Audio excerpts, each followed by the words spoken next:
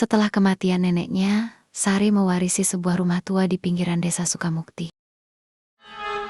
Rumah itu berdiri di atas tanah luas yang ditumbuhi pohon besar, dan di belakangnya terdapat sebuah sumur tua yang sudah tertutup papan kayu dan dipaku rapat.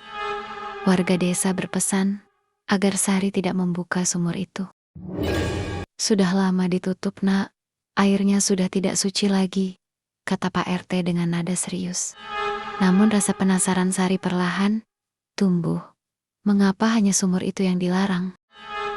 Malam pertama di rumah itu berjalan sunyi, hingga menjelang tengah malam, Sari terbangun oleh suara, seperti air menetes dari arah belakang rumah.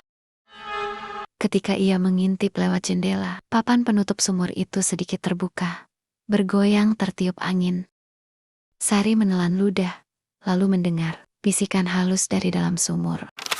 "Sari, airku haus." Ia mundur ketakutan, tapi saat ia memanggil nama Tuhan, suara itu langsung menghilang.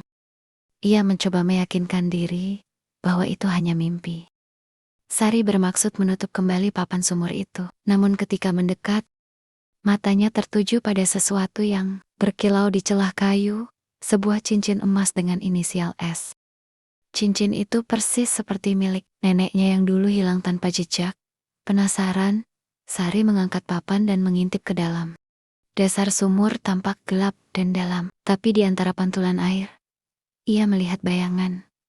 Seseorang, wanita tua berambut putih, tersenyum menatapnya. Sari terjatuh mundur, dan dari dalam sumur terdengar tawa pelan menggema. Sari mencari tahu tentang sumur itu dari tetangga tua bernama Mbah Seno. Dengan suara bergetar, Mbah Seno bercerita bahwa sumur itu dulu adalah tempat kematian nenek Sari sendiri. Konon, neneknya kehilangan anak semata wayangnya Ibu Sari ketika bayi, lalu menyerahkan jiwanya kepada penunggu sumur agar sang anak hidup kembali. Sejak itu, nenek menjadi aneh dan sering bicara sendiri di tepi sumur, hingga suatu malam, ia terpeleset dan tidak pernah ditemukan lagi. Sumur pun ditutup rapat-rapat agar tidak ada yang diganggu arwahnya. Malam berikutnya, Sari terbangun lagi oleh suara air dari sumur. Tapi kali ini lebih keras, seperti seseorang memanggil-manggil namanya dari dalam air. Dengan tubuh gemetar, ia berjalan keluar dan mendapati papan penutup sumur terbuka lebar.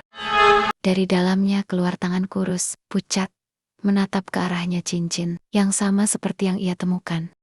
"Sari, airku haus, kembalikan yang kupunya." Sari berteriak, tetapi tubuhnya terseret ke tepi sumur. Dan ketika tetangga datang karena mendengar jeritan, yang tersisa hanyalah papan kayu terlepas dan cincin emas mengapung di atas air. Sejak malam itu, sumur tua di belakang rumah warisan kembali ditutup dengan semen. Namun, kadang warga masih mendengar bisikan lembut di malam sepi. "Airku haus."